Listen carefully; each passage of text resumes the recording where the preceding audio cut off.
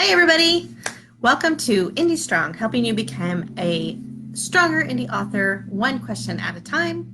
I am your host, Jennifer McMurrian. Tonight I have a co-host, Allie, who will not look at the computer. She will not look at the screen, but she's in a playful mood, and I'm like half afraid that at some point during this live stream, she is totally going to attack my head. So there, I've put it out there. We'll see if the universe deems that to be a true suspicion or not. But if I keep like looking back there, it's because I do not trust that cat. I do not. Okay, anyway, I'm your host, Jennifer McMurrian.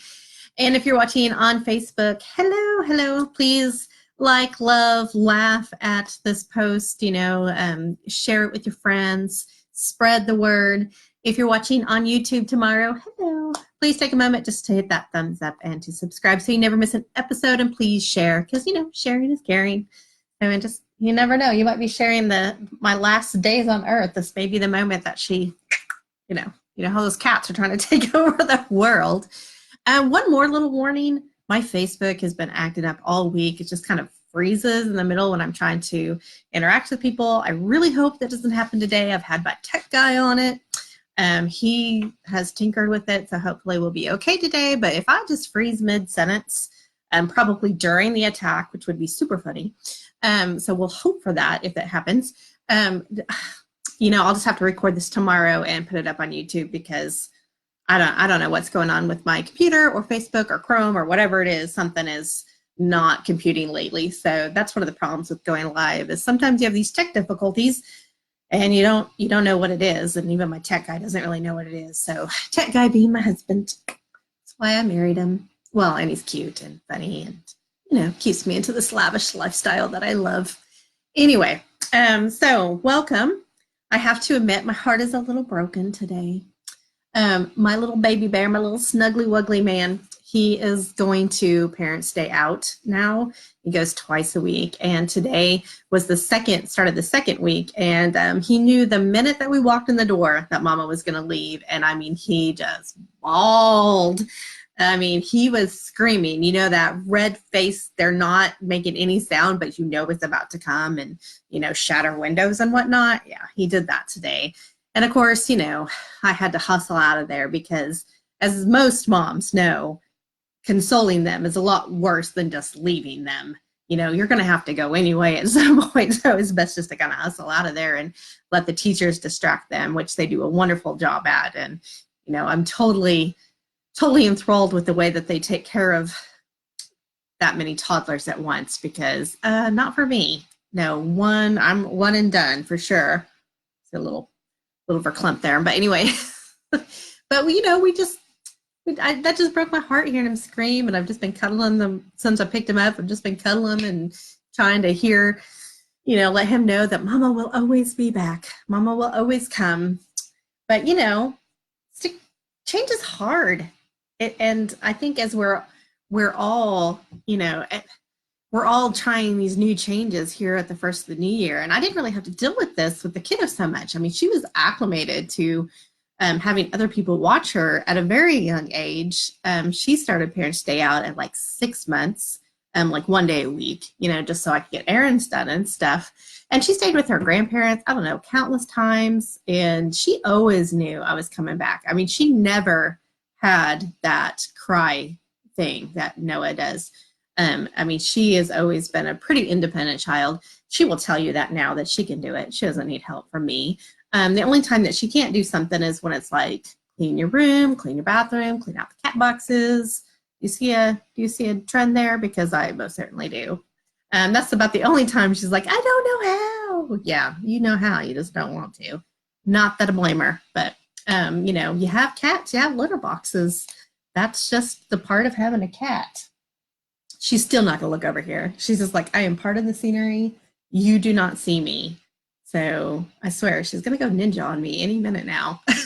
she was attacking my arm before I came on. So she's feeling a little feisty for her 14-year-old self. Are you gonna look at us, Sally? No, she's gonna ignore us. Okay. So anyway, it's hard. Change is hard. And so I hope that as you guys are going through your own changes, trying to better yourselves professionally, physically, spiritually, that, you know, it's okay. It's okay to shed a few of those tears when it gets hard, but as long as you keep moving forward, you know, sometimes you got to keep walking out that door, even when the thing is screaming behind you, just because, you know, it'll be better for in the long run. So, all right, let's get on to the questions. I have 3 very good questions for you guys this week. The first question is from Becky in Oregon. I think this is the first question I've had from Oregon. So hello, Becky. Wow. Okay, so she asks, contests, are they really worth it? So for a lot of writers, the end of the year and the beginning of the new year, there are a lot of writing contests that have deadlines. Either they were at like December 31st or they're coming up real shortly. And so this is kind of our writing or contest season. And so there are a lot of them out there. Not all contests are created equal. We'll get into that in just a minute. But her question is, are they worth it? And full disclosure, Becky, I am a contest junkie. Absolutely self-professed. I don't want to go to rehab for it. I absolutely love entering contests. And we're not talking just contests for my writing. We're talking about the contests that people have that are like, who can write the most words in a day? I'm like, I'm all over that. I'm going to win this thing. I never considered myself like a competitive person until writing contests enter my life. And then I'm all like, must win all the things. Yeah. So I'm challenged by it and I'm excited by it. And honestly, sometimes it's the contest, the challenge that gets me in the chair and my hands on the keyboard. Because I've said this before, sometimes that is the hardest part. I know for myself, I'm sorry, I got the little flyaways. I know for myself that once I get sat down and once I get started, I can pretty much stay focused for 2, 3, 4 hours. But getting in this chair sometimes is super hard for me. So sometimes that is the hardest part. And those contests are what helps me get in this chair because I am a competitive person when it comes to writing. Not like in sales. It's not the sales. I'm not competitive that way. I'm competitive in like, you know, I want to write all the words that day and win that. Oh, you wrote the most words that day, or even the contest for my work, you know. But in all honesty, I've won a few. Hi, Marcia.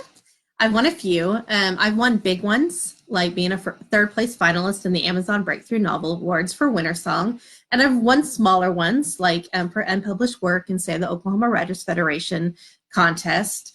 And in all honesty,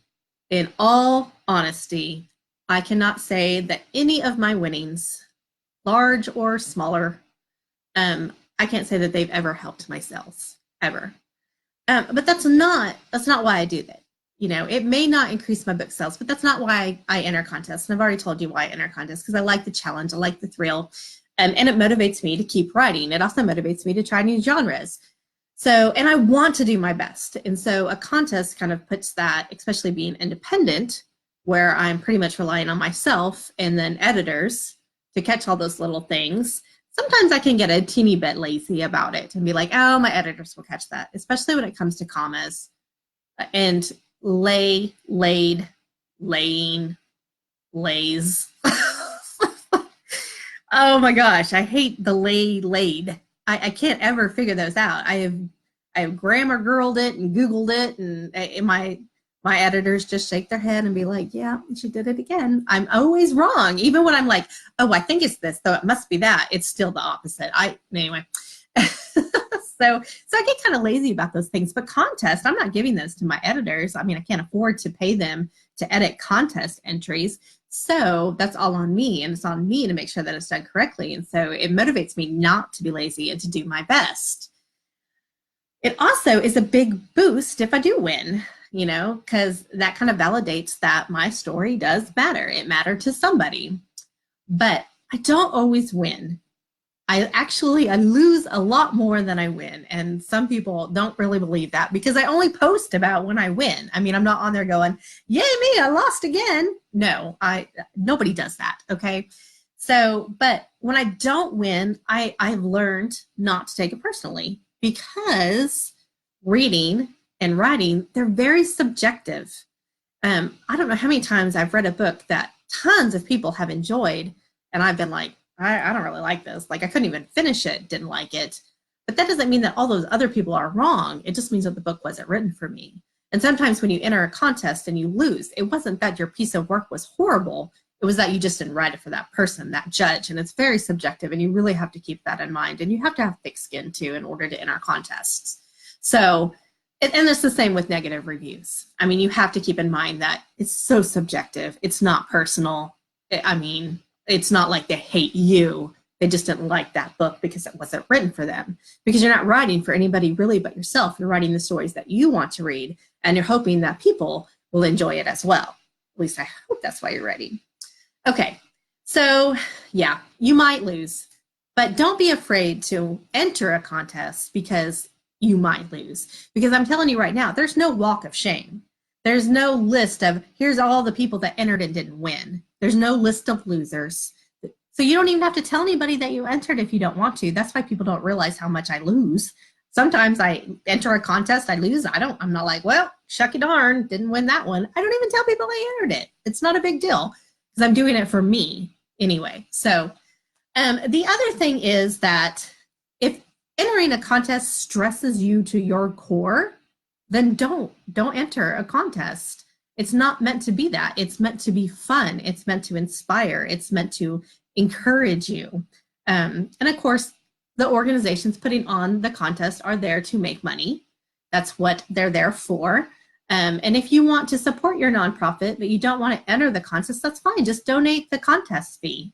That's all you have to do, really. If you want to support the organization, but you don't want to enter the contest because it gives you extra gray hairs and wrinkles, seriously, if you have just true anxiety about it, just don't do it because it's really not worth it. It will not increase your sales. It might increase your motivation. It might increase your attitude.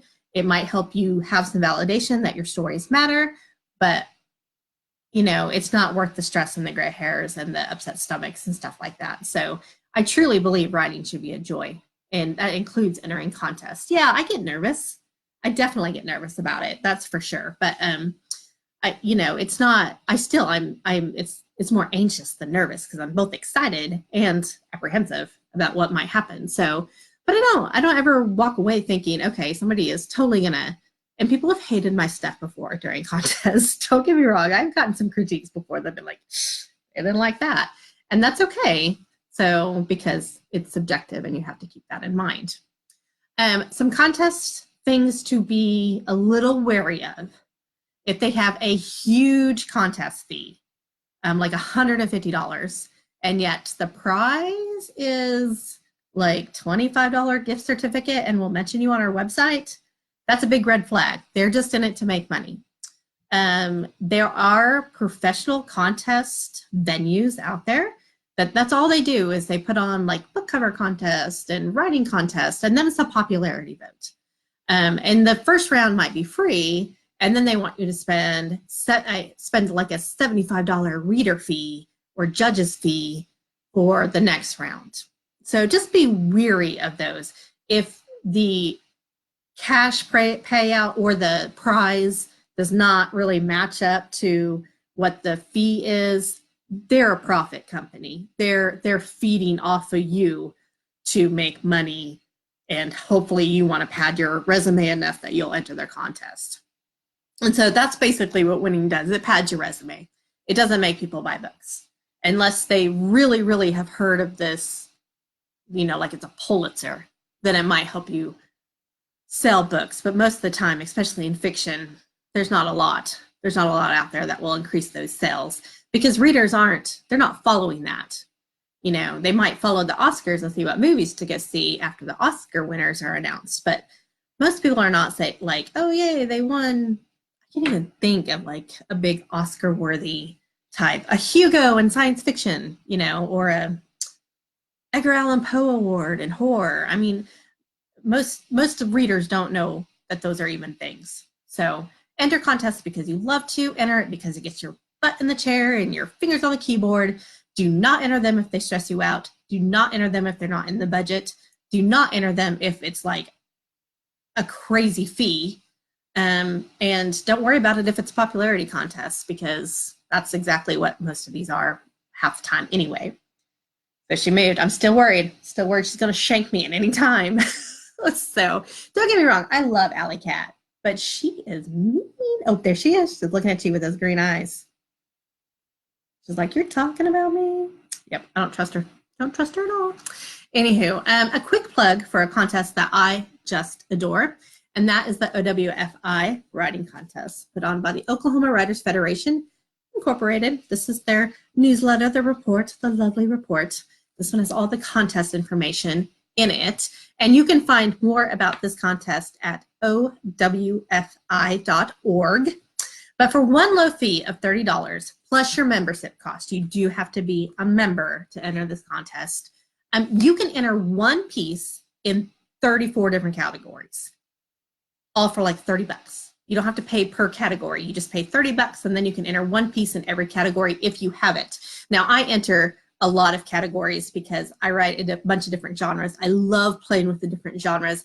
I love using their categories because there's 34 different categories. I don't remember if I said that or not, but I love using their categories as writing exercises to help keep my muse happy, because a lot of times, I mean, I write a lot of historical fiction and romance, so it's really fun to jump into something like mystery, which is something I don't write every day, and my muse is like, yay, something new. And so I enter a lot because, like I said, I like to play with those different genres, and it's the law of probability. The law of probability says I should win something if I enter quite a few categories. So, but their categories are mostly for unpublished work, but they do have 5 published book categories.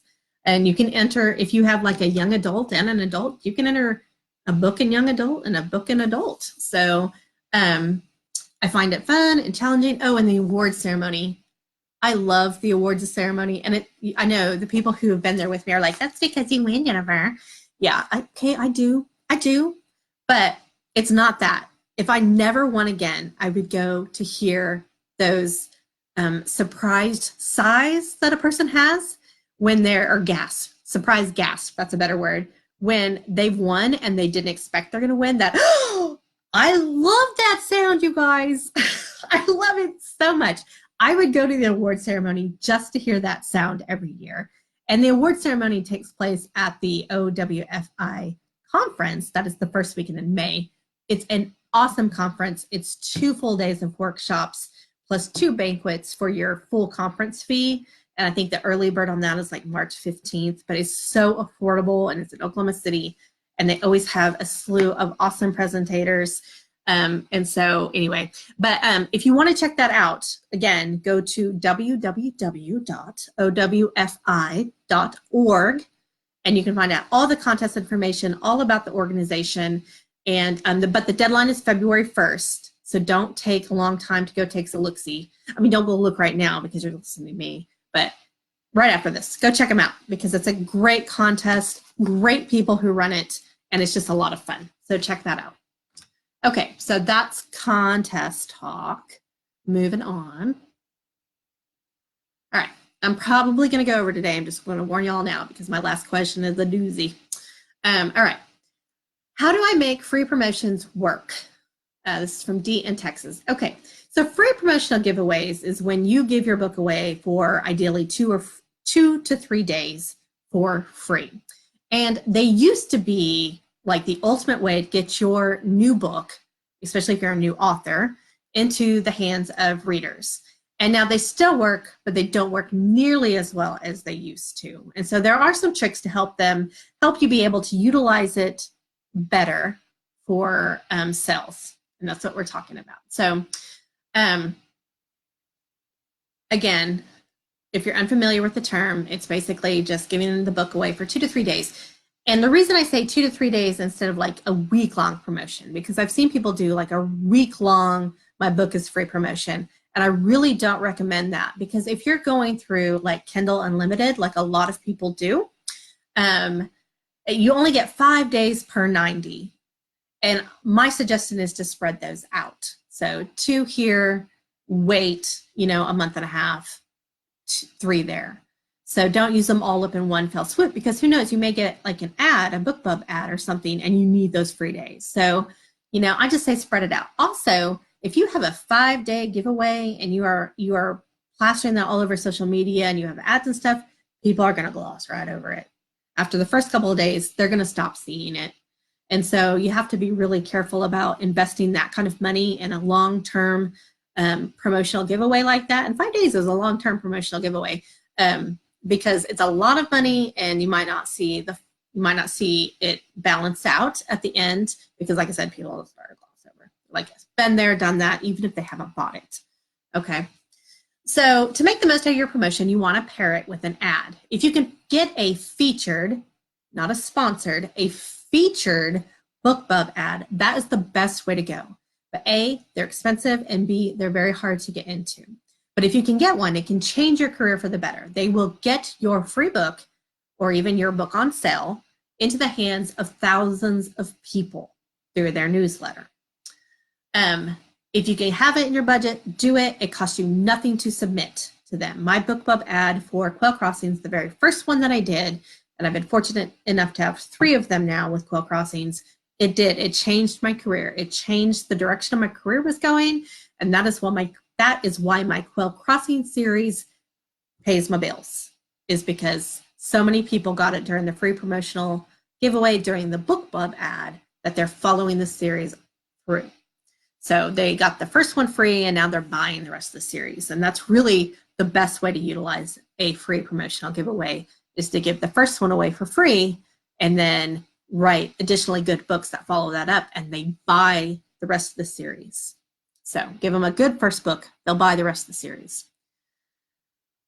All right, so try to find that cost in your budget if you do get a featured BookBub ad. If you just can't swing it, because I said they're expensive, if you just can't swing it, then there are other options. You can do Facebook ads, and these are options where you set your budget.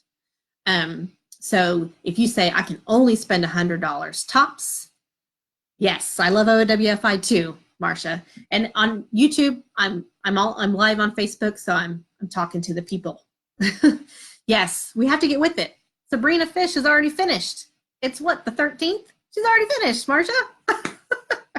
I've entered like 5 today. So anyway, back to what I was talking about. Free promotional giveaways. Okay, if you just can't, I know it's a bit like a squirrel when I'm talking to the people commenting on Facebook Live, but that's the fun of it, right? Okay, so if you can't afford a featured BookBub ad, then you can either get a Facebook ad, a sponsored BookBub ad, or an Amazon ad. And those are the 3 you set your budget for. So if you can only afford $50, nothing over that, then you can set that ad for $50. You could run 3 ads and set, 15, 15, 15, whatever. I know that didn't add up. I'm not good with math, people. Don't even try me. I know you saved $5 right there. So anyway, you can set the amount that you want to spend. You do have to do a little bit of research on how those ads work. And there are books, and there are YouTube tutorials, and there are blogs, and there are all sorts of things to help you utilize those. So really educate yourself before you spend the money. If you can't afford ad space, which some people can't, and that's fine, then at the very, very least, you need to post on your social media, and you need to send that out in your newsletter. And yes, you should have a newsletter. And we're not going to get into the details of that right now, but that is definitely something that you should have, and you should definitely be on at least one social media site. You want to make sure that when you're telling people on social media and in that newsletter that your book is free, that you include a link. Just recently, like yesterday, I think it was, a good friend of mine was promoting that she had a free book, but there was no link. People are not going to go and try to find it. You have to make it super easy. Just be like, click here so you can buy.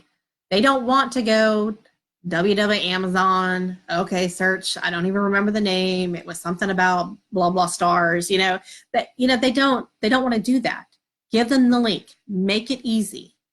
And you can put the link in the comments if you don't want to put it in the post, because some people, they don't like doing that for reasons. They think that the Facebook bots are going to come and shut them down for promoting a book on their private site when it's, it's not on their business page or something. And, Facebook has their algorithms, and sometimes people do get like reprimanded for that, but not often. I mean, you have to really be like linking it up to be put in Facebook jail for that reason.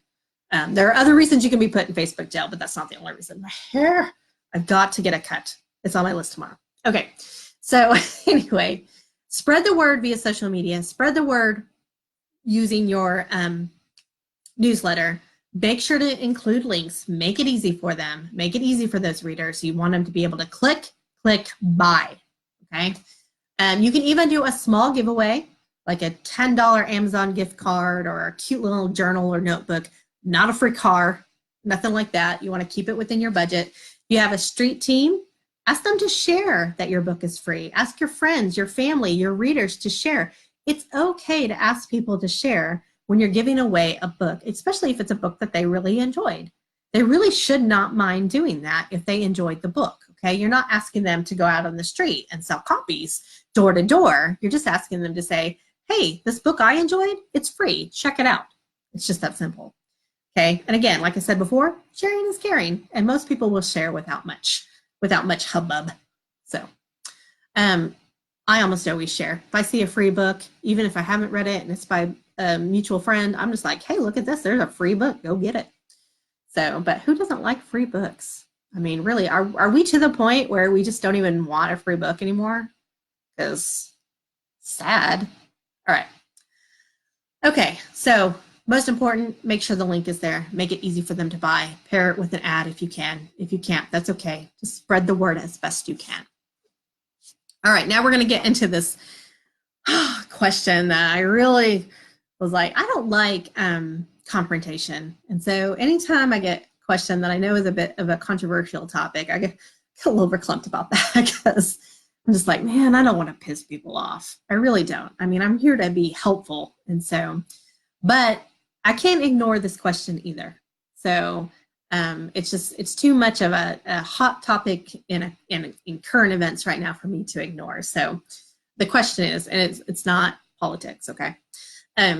The question before you turn off, it's not politics. I'm not getting into any of that. So, all right, the question.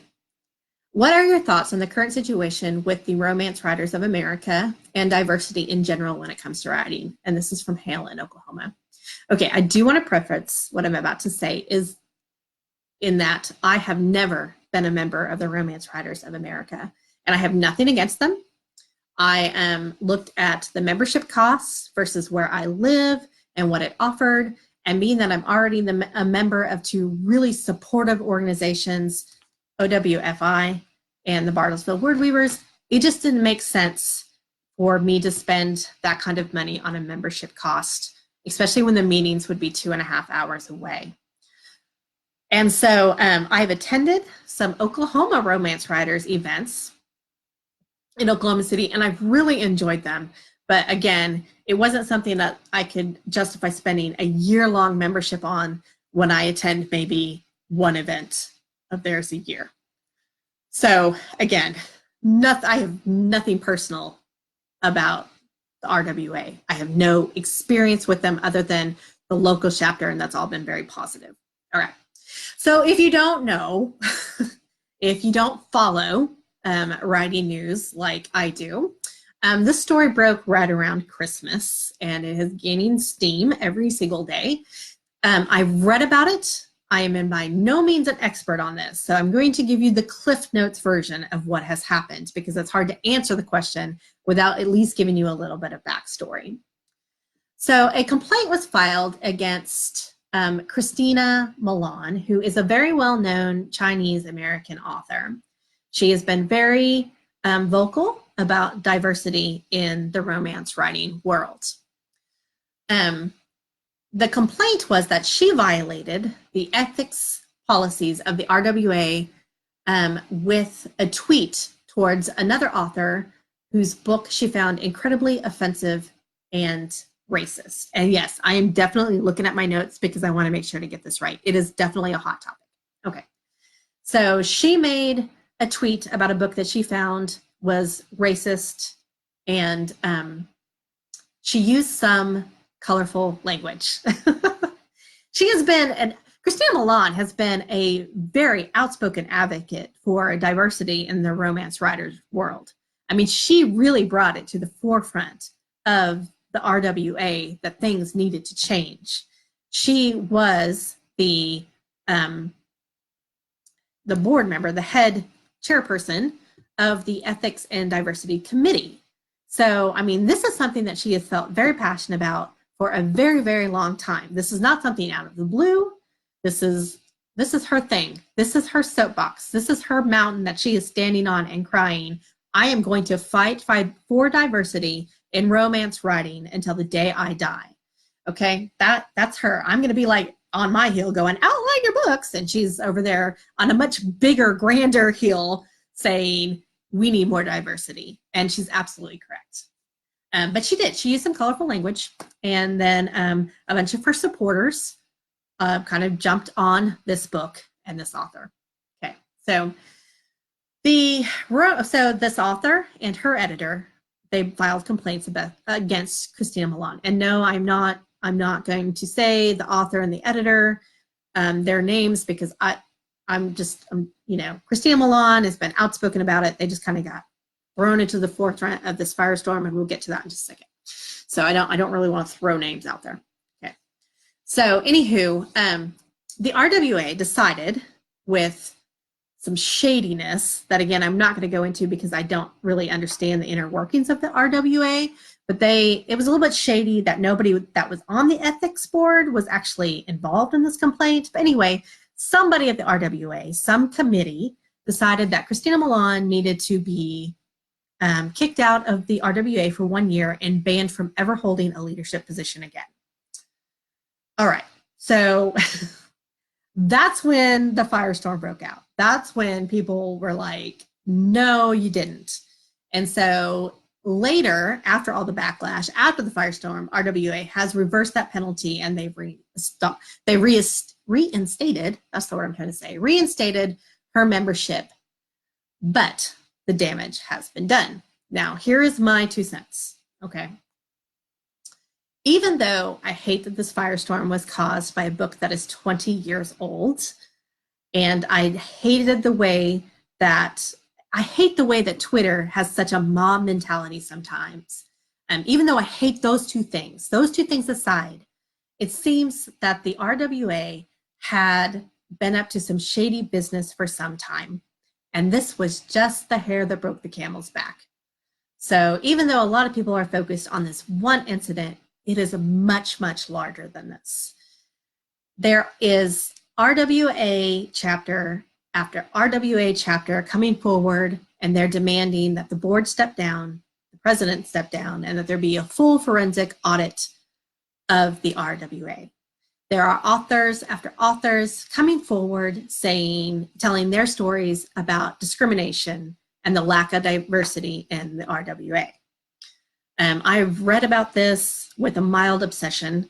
Again, I can't say that I know about the inner workings of the Romance Writers of America, but I am reading these people's stories, and it saddens me that it has come to this, and that somebody didn't step up sooner and say, dudes, we got to do something. It seems like Christina Milan and her committee were really trying to do this, but it also seems like they were blocked in a lot of ways by the board. So again, there's a lot of back and forth here. And the board are not helping themselves, because a lot of the things that they have come trying to explain away the situation, they're finding out that there are some half-truths, there are some lies. Even in the complaint that was filed against Christina Milan about how this has affected this author's life, it has turned out that that's not really, it was an exaggeration. That in the complaint, they said that due to this tweet storm, that the author had lost a 3-book deal. It has since come out that that was not the case. She did not have a 3-book deal to lose. And so there's a lot of shadiness. But I do believe that the RWA board, including the president, should step down. I know that they're saying that they can't, because if they do it, then RWA will cease to exist. I've read other things that state that there is a policy in place that will keep the RWA running if that should happen.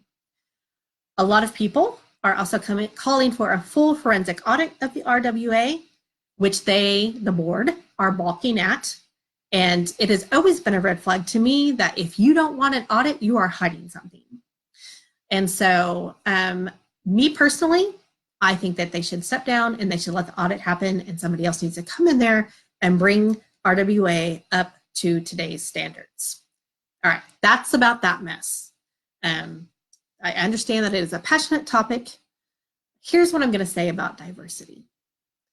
We as authors need to continue to write diverse characters. I mean, if you think about it, we live in a world full of diverse characters. We live our lives every day around people who are nothing like us. And that is great, because if everybody was just like me, gosh, it would be super boring, like super boring.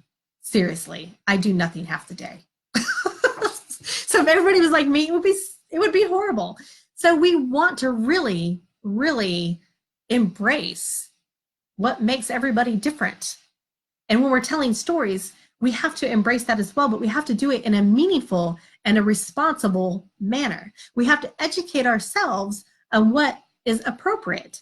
For example, reading all about all this, I learned that if I am trying to describe somebody from a different culture as beautiful, I should not use the word exotic. I didn't know that. When I think of an exotic beauty, I'm really thinking of somebody, with, I don't know, somebody of a different culture that is just extremely beautiful. I never knew that word had been deemed inappropriate and offensive.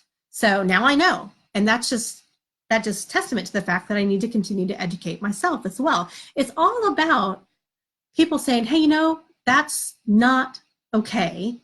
And then the other person going, I'm so sorry, I didn't know that. What is okay? So we have to learn to embrace our diversity. Now, does that mean that as a white woman, I should never write a diverse character? No. Like I said, it means that I have to do it in a responsible manner. It means that I cannot rely on stereotypes. I cannot rely on something that I learned 20 years ago that was okay 20 years ago. It's not okay anymore. There's a lot of words that we used 20 years ago that are not okay anymore because we have grown as a society, and we have to embrace that change. Things change. That's just life. Our cultures, our communities, our mindsets change, and we have to embrace it. Even if we're crying tears like little baby bear did this morning, we have to embrace this change. We love life as storytellers, or we should be loving life as storytellers, because we're telling about this life. Surround yourself with those people who are diverse. Learn their stories, tell their stories, but do it in a meaningful way that does not make them feel less human. All right, that's that. I knew I was going to go over. I told y'all I was going to go over. And listen, again, I know this is a hot topic. I know not everybody's going to agree with what I have to say about it. I know most people are like, yeah, we need diversity, but then we've got the snowflakes, whatever. I'm just saying, be kind. Just be kind. Don't write about another person or another culture in a way you wouldn't write about yourself. Just be kind. I really do feel like kindness will heal this world. And I believe our world is really hurting right now. And as we grow up, as we Gen Xers grow up and realize that we're not right about everything, but we're not wrong either. And we can learn, and that's okay. It's okay to learn. It's okay to take a faulty step in ignorance, as long as you make sure you don't make that ignorant mistake again. And I'm not saying ignorant as in stupid. I'm saying ignorant as I just didn't know. We have to make the steps to do better. And we have to make the steps to be kinder. And so I hope that if you want to discuss this, go for it. Just be kind to one another. Talk to each other like adults. What? Adults? No way. I know. So boring, Jennifer. I know. Okay, that's it. That's it. That's all I'm going to say. All right. So that's my time and then some. And so if you have a question for me next week, please either PM me here on the Facebook, or you can email me at jennifermcmurray.com. If you're interested in any of my books, signed copies and whatnot, all that stuff is on jennifermcmurray.com. So please go there, check that out. Don't forget to check out the Oklahoma Writing Federation's contest. Again, deadline is February 1st, so you want to go to owfi.org today, like right after you log off here. All right, so until Monday, remember, your stories matter. They do. They matter. Happy writing, you guys. I'll see you next Monday.